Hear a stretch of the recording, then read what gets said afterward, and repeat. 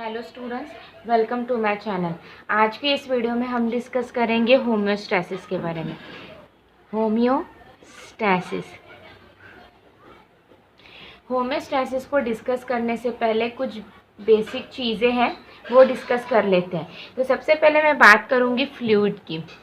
ठीक है, फ्लूइड पता है कि फ्लूइड का जो स्टेट रहता है वो लिक्विड रहता है। फ्लूइड एक्चुअली में फ्लूइड के अंदर क्या क्या प्रेजेंट रहता है? सबसे पहले फ्लूइड जो रहता है उसमें वाटर प्रेजेंट रहता है, उसमें आयंस प्रेजेंट रहेंगे, उसमें मॉलिक्यूल्स प्रेजेंट रहेंगे और कुछ अदर सब्सटेंसेस, ये सब कुछ उसमें प्रेजेंट रहता है फ्लूइड में। ठीक है, अब ये जो फ्लूइड है, अगर ये सेल है, ठीक है, सेल के अंदर जो फ्लूइड प्रेजेंट है उसे इंट्रासेल्यूलर फ्लूइड कहेंगे। इंट्रासेल्यूलर फ्लूइड, ठीक है, इंट्रासेल्यूलर फ्लूइड को ICF कहते हैं। और इंट्रा का मतलब होता है इनसाइड, सेल के अंदर। सेल के अंदर जो फ्लूइड प्रेजेंट है उसे इंट्रासेल्यूलर फ्लूइड कहते हैं। सेल के बाहर जो फ्लूइड प्रेजेंट है उसे एक्स्ट्रा सेल्यूलर फ्लूइड कहते हैं। एक्स्ट्रा सेल्यूलर फ्लूइड, इसे ECF कहते हैं। और एक्स्ट्रा का मतलब होता है आउटसाइड, सेल के बाहर। ठीक है, ये हो गया इंट्रासेलुलर और एक्स्ट्रासेलुलर की बात। अभी जैसे कि ये है टिश्यू, समझ, एग्जाम्पल के तौर पर ये है टिश्यू। टिश्यूज़ के अंदर रहते हैं सेल्स, यानी टिश्यूज़ किससे बना है? सेल से। तो टिश्यूज़ के अंदर, एक टिश्यूज़ के अंदर बहुत सारे सेल्स रहेंगे। तो अब दो सेल्स के बीच में जो फ्लूइड प्रेजेंट, ये जो नैरो स्पेस है और इन दोनों के बीच में जो फ्लूइड प्रेजेंट रहता है तो उसे कहते हैं interstitial fluid. Interstitial fluid. Inter मतलब कि क्या होता है? इंटर मतलब कि होता है बिटवीन। बिटवीन मतलब कि बीच में। दो सेल के बीच में जो भी फ्लूइड प्रेजेंट रहता है उसे हम लोग इंटरस्टिशियल फ्लूइड कहते हैं। यहाँ तक क्लियर है? इसके बाद ठीक है, तो ये है ब्लड वेसल। सबसे पहला जो स्ट्रक्चर दिख रहा है वो है ब्लड वेसल। ये है लिम्फेटिक वेसल, लिम्फेटिक वेसल्स। ये है जॉइंट, ये है आई और ये है ब्रेन और स्पाइनल कॉर्ड। ठीक है, ब्रेन एंड स्पाइनल कॉर्ड। ठीक है, तो सबसे पहले बात करते हैं ब्लड वेसल्स की। ब्लड वेसल्स में जो एक्स्ट्रा सेल्यूलर फ्लूइड प्रेजेंट है, ठीक है, एक्स्ट्रा सेल्यूलर फ्लूइड जो प्रेजेंट है तो उसे हम लोग ब्लड प्लाज्मा कहेंगे। क्या कहते हैं उसे? ब्लड प्लाज्मा कहते हैं। जो extra cellular fluid lymphatic vessels में प्रेजेंट रहता है उसे लिम्फ कहते हैं, उसे लिम्फ कहते हैं। ठीक है, दो यानी मतलब कि जॉइंट्स के बीच में जो फ्लूइड प्रेजेंट रहता है उसे कहते हैं साइनोवियल फ्लूइड।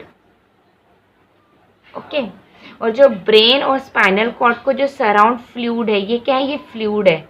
ये जो दिख रहा है ना, ये फ्लूइड है। तो ब्रेन और स्पाइनल कॉर्ड को जो फ्लूइड सराउंड है तो उसे हम कहेंगे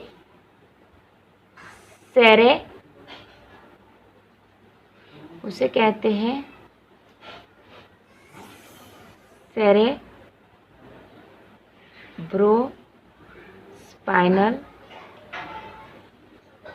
फ्लूइड। ठीक है, जो ब्रेन और स्पाइनल कॉर्ड को जो सराउंड फ्लूइड है, एक्स्ट्रा सेलुलर फ्लूइड है, उसे सेरेब्रोस्पाइनल फ्लूइड कहेंगे। ठीक है, और ये आई का स्ट्रक्चर है। यहाँ पे जो फ्लूइड प्रेजेंट रहता है उसे विट्रियस ह्यूमर कहते हैं और जो कॉर्निया में प्रेजेंट रहता है उसको एक्वस ह्यूमर कहते हैं। ठीक है, सो विट्रियस ह्यूमर और एक्वस ह्यूमर। सो ये है कि एक्स्ट्रा सेलुलर फ्लूइड अगर ब्लड वेसल्स में प्रेजेंट है तो उसे ब्लड प्लाज्मा कहेंगे। लिम्फेटिक वेसल्स में प्रेजेंट है तो उसे लिम्फ कहेंगे। जॉइंट्स में प्रेजेंट है, जॉइंट्स के यहाँ पे प्रेजेंट है, ठीक है, जॉइंट्स के बीच में प्रेजेंट है तो उसे साइनोवियल फ्लूइड कहेंगे। ब्रेन और स्पाइनल कॉर्ड को जो सराउंड फ्लूइड है उसे सेरेब्रोस्पाइनल फ्लूइड कहेंगे, और आई में पे विट्रस ह्यूमर और एक्वस ह्यूमर कहेंगे। यहाँ तक क्लियर है। इसके बाद इंटरनल एनवायरनमेंट और एक्सटर्नल एनवायरनमेंट के बारे में पता है आपको। एक्सटर्नल एनवायरनमेंट मतलब कि क्या? एक्सटर्नल एनवायरनमेंट मतलब कि outside the body. External environment, external environment मतलब कि जो भी बॉडी के बाहर है, जो हमारे सराउंडिंग में है, वो हमारे लिए एक्सटर्नल एनवायरनमेंट हो गया, मतलब कि आउटसाइड दी बॉडी, बॉडी के बाहर का जो भी एनवायरनमेंट है, ठीक है। और इंटरनल एनवायरनमेंट मतलब कि क्या? इंटरनल एनवायरनमेंट की इंटरनल बॉडी, यानी मतलब कि इनसाइड बॉडी के अंदर का एनवायरनमेंट, इंटरनल एनवायरनमेंट, ठीक है। इंटरनल एनवायरनमेंट मतलब कि वही कि बॉडी के इनसाइड योर बॉडी, बॉडी के अंदर का एनवायरनमेंट, ठीक है। तो उसके एक्चुअल में इंटरनल एनवायरनमेंट हम किसे कहेंगे? हम सेल को कहेंगे, सेल के अंदर के एनवायरनमेंट को, कि किसे एक्चुअली में? तो एक्चुअल में इंटरनल एनवायरनमेंट हमारे लिए हो जाएगा एक्स्ट्रा सेलुलर फ्लूइड, जो हमने अभी इतना डिस्कस किया, एक्स्ट्रा सेलुलर फ्लूइड, ठीक है।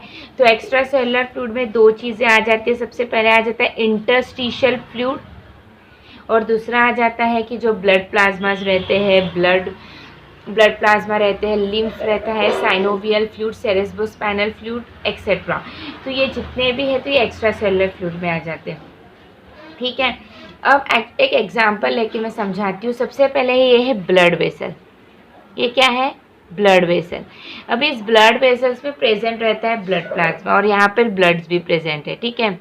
अब मैं बात कर रही हूँ कि ब्लड में अगर मैं 100 सिर्फ इतना पार्ट लेती हूँ, और अगर ये ब्लड का पार्ट है और ये 100 ml, ये किसका है? ब्लड।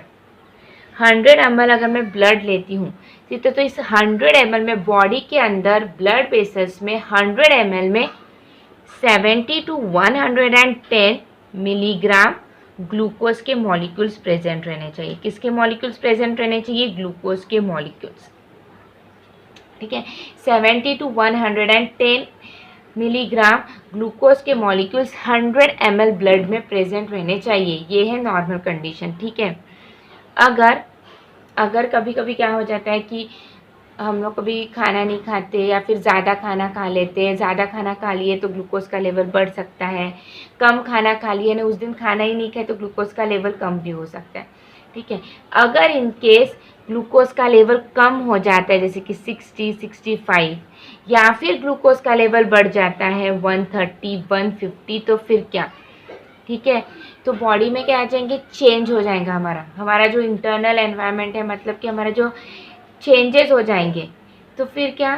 तो बॉडी सेंस कर लेती है कि ग्लूकोज का मॉलिक्यूल कम हो गया है, 70 के नीचे आ गया है। तो बॉडी में एबिलिटी रहती है कि वो फिर से ग्लूकोज के मॉलिक्यूल्स को बढ़ाता है और 70 to 110 के बीच में लाता है।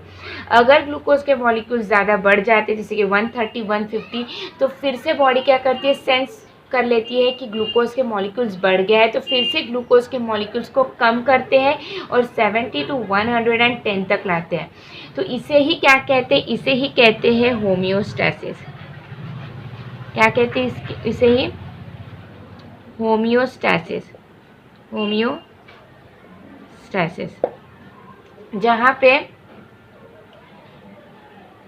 अगर कोई भी केमिकल कंस्टिट्यूएंट्स है या फिर कोई भी सब्सटेंसेस अगर चेंज हो रहा है, ठीक है, उसके वजह से हमारे इंटरनल एनवायरनमेंट में चेंजेस हो रहे हैं, तो बॉडी फिर से स्टेबल कंडीशन में, नॉर्मल कंडीशन में लाती है। ग्लूकोज के मॉलिक्यूल्स कम हो रहे थे तो उसको फिर से ज़्यादा कर रहा था, अगर ग्लूकोज के मॉलिक्यूल ज़्यादा हो रहे थे तो फिर से उसको कम करके उसको नॉर्मल कंडीशन में ला रहा था। तो वहाँ पे ही होमियोस्टैसिस मतलब कि स्टेबल कंडीशन को मेंटेन करना। जो भी कंडीशन है, नॉर्मल कंडीशन हमेशा मेंटेन रहनी चाहिए। और होमियोस्टैसिस, अब यहाँ पर क्या हो गया? मूवमेंट हो गई। ग्लूकोज के मॉलिक्यूल ज़्यादा हो रहे थे तो फिर से उसको नॉर्मल कंडीशन में लाना, बढ़ रहे थे तो फिर से उसको कम कर रहा था। तो ये है मूवमेंट हो रही है यहाँ पर, कि कंडीशन को फिर से नॉर्मल कंडीशन में लाना। अगर इंटरनल एनवायरनमेंट चेंज हो जाता है, क्योंकि बॉडी सेंस कर लेती है, बॉडी ने सेंस कर लिया तो फिर से उसको नॉर्मल कंडीशन में लाना। तो ये मेरे लिए कैसी कंडीशन हो गई? एक डायनामिक कंडीशन। कैसी कंडीशन हो गई? डायनामिक कंडीशन जहाँ पे नॉर्मल स्टेट में बॉडी को लाया जाता है। ठीक है, यहाँ तक क्लियर है। और दूसरी बात, ये एक्स्ट्रा सेलुलर फ्लूइड जो है आपका इंटरनल एनवायरनमेंट चेंजेस हो जाता है, तो ये सभी में जैसे कि ब्लड वेसल्स हो गया, लिम्फेटिक वेसल्स में जो केमिकल कंस्टिट्यूएंट्स प्रेजेंट होंगे, जो आयर्स मॉलिक्यूल्स जो लिम्फ में प्रेजेंट होंगे, अगर उसमें कुछ भी ये हो जाती है, कमी हो जाती है या फिर ज़्यादा हो जाए तो बॉडी सेंस कर लेती है और फिर से उसको नॉर्मल कंडीशन में लानी है। ऐसे ही सेरेब्रोस्पाइनल फ्लूइड में होता है। ऐसी हर जो है मेन एक्चुअली में इंटरनल एनवायरनमेंट चेंज हो जाता है तो वो बॉडी सेंस कर लेती है, फिर से उसको नॉर्मल कंडीशन में लाती है। ठीक है, तो यही है बेसिक होम्योस्टैसिस। अब इसकी डेफिनेशन देखेंगे। होम्योस्टैसिस की डेफिनेशन देखते हैं। होम्यो मतलब कि यहाँ तक इसे कहेंगे सेमनेस। ठीक है, और स्टैसिस मतलब कि स्टैंडिंग स्टिल। ठीक है, सेमनेस स्टैंडिंग स्टिल मतलब कि जो है जितना ग्लूकोज के मॉलिक्यूल से 70 to 110 उतना ही रहना चाहिए, उसके बीच में ही रहना चाहिए और उसको फिक्स करके रखना। ठीक है, अगर इंटरनल एनवायरनमेंट चेंज हो गया तो फिर से उसको नॉर्मल कंडीशन में लाना। ठीक है, तो ये हो गया होम्योस्टैसिस। अब इसकी डेफिनेशन देखते हैं। Homeostasis is the maintenance of the relatively, क्या है ये, relatively stable conditions in the body's internal environment। Body का इंटरनल एनवायरनमेंट मतलब एक्स्ट्रा सेलुलर फ्लूइड, बॉडी के इंटरनल एनवायरनमेंट में हमेशा स्टेबल कंडीशंस को मेंटेन करने का काम होता है, तो इसी को ही होम्योस्टैसिस कहते हैं। अब यहाँ पर है इज द मेंटेनिंग, किसको मेंटेन करना, वॉल्यूम मतलब कि जो भी हमारा फ्लूइड है, इंट्रासेलुलर फ्लूइड हो गया, एक्स्ट्रा सेलुलर फ्लूइड कर रहा है, maintain the volume and composition of body fluid. Body के अंदर जो भी फ्लूइड है, ब्लड प्लाज्मा में क्या प्रेजेंस है, एक्स्ट्रा सेलुलर फ्लूइड, और जो लिम्फ, जैसे मैं बात कर रही हूँ लिम्फ की, तो लिम्फ में कौन कौन से केमिकल कंस्टिट्यूएंट्स प्रेजेंट हैं, सेरेब्रोस्पाइनल में कौन कौन से केमिकल कंस्टिट्यूएंट्स है, जो भी केमिकल कंस्टिट्यूएंट्स उसमें प्रेजेंट है तो उसको मेंटेन करना, डाइल्यूट बना के रखना, वाटरी सोल्यूशन को मेंटेन करना।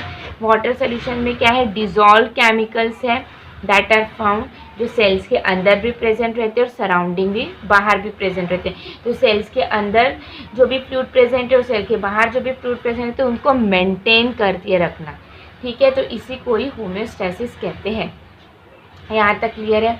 आज के लिए इतना ही, मिलते हैं नेक्स्ट वीडियो में। Thank you so much.